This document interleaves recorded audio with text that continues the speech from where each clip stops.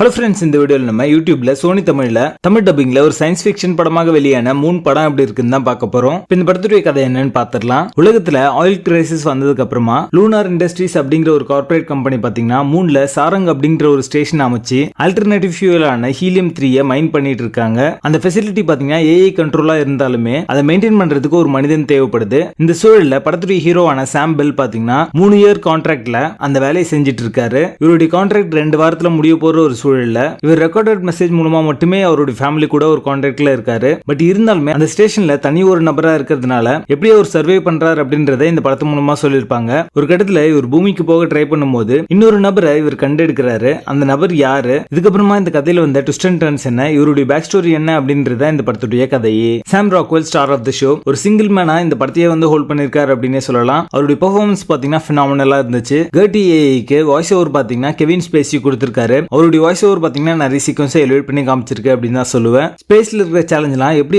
Handle பண்ணோம் அப்படின்றது இந்த படத்து மூலமா சொல்லியிருப்பாங்க. மூன்ல லோ கிராவிட்டியில அங்க தங்கி இருக்கிற மனிதர்களுடைய பாடியில போன்லெஸ் எப்படி நடக்குது அப்படின்றத ரொம்ப நல்லா சொல்லியிருப்பாங்க. ஒரு லாங் பீரியட் ஆஃப் ஐசோலேஷன்ல இவங்க இருக்கும்போது எந்த மாதிரியான விஷயங்கள்லாம் நடக்கும், அவங்களுக்கு எந்த மாதிரியான ஹலுசினேஷன்லாம் வருது அப்படின்றதையும் இந்த படத்து மூலமா சொல்லியிருக்காங்க. இந்த மாதிரியான ஒரு வேலைக்கு யார் வாலண்டியரா போவாங்க, எந்த மாதிரியான ஒரு கார்பரேஷன் இந்த மாதிரியான ஒரு மாடலை கிரியேட் பண்ணோம் அப்படின்றதையும் இந்த படத்து மூலமா சொல்லியிருக்காங்க. டங்கன் ஜோன்ஸ் உடைய டைரக்ஷன் அண்ட் எக்ஸிகியூஷன் இந்த படத்துக்கான பிளஸ்ஸாவே அமைஞ்சிருக்கு. டெக்னிக்கலி இந்த படம் ஒரு சவுண்டான ஒரு படம் தான். சினிமாட்டோகிராஃபி, சவுண்ட் எஃபெக்ட்ஸ் எல்லாமே டாப் நாச்சா இருக்கும். மூன்ல தனி ஒரு நபரா இருக்கும்போது அந்த கிளாஸ்ட்ரோபோபிக் எஃபெக்ட் எப்படி இருக்கும் அப்படின்றத ரொம்ப நல்லாவே இந்த படத்து மூலமா சொல்லியிருப்பாங்க. ஆர்ட் ஒர்க், செட் பீசஸ் எல்லாமே அத்தன்டிக்காவும் நிறைய சீக்வன்ஸை எலிவேட் பண்ற மாதிரி அமைஞ்சிருக்கு. எமோஷனல் போர்ஷன் எல்லாமே ரொம்ப நல்லா ஒர்க் அவுட் ஆச்சு. ஒரு மினிமலிஸ்டா ஒரே ஒரு கேரக்டர் மூன்ல எப்படி சர்வே ஆகுது அப்படின்றது நீங்க பார்க்கணும் அப்படின்னு நினைச்சீங்கன்னா இந்த படம் உங்களுக்கானது. படத்துடைய பேசிங் ஸ்லோ அண்ட் ஸ்டெடியா ஒரு நல்ல கேரக்டர் ஆர்க் அண்ட் டெவலப்மெண்டோட நகரும். இந்த படம் பார்க்கறதுக்கு உங்களுக்கு தேவையான ஒரே ஒரு விஷயம் என்னன்னா பொறுமை அப்படின்றது தான். பொறுமையா நீங்க பார்த்து முடிச்சீங்க அப்படின்னா ஒரு ரிவார்டிங் எக்ஸ்பீரியன்ஸா ஒரு நல்ல படம் பார்த்த திருப்தியை இந்த படம் உங்களுக்கு கண்டிப்பா தரும். 2009 வெளியான சிறந்த படங்கள்ல இதுவும் ஒண்ணு. இது ஒரு டாப் சினிமா, மிஸ் பண்ணாம பாருங்க.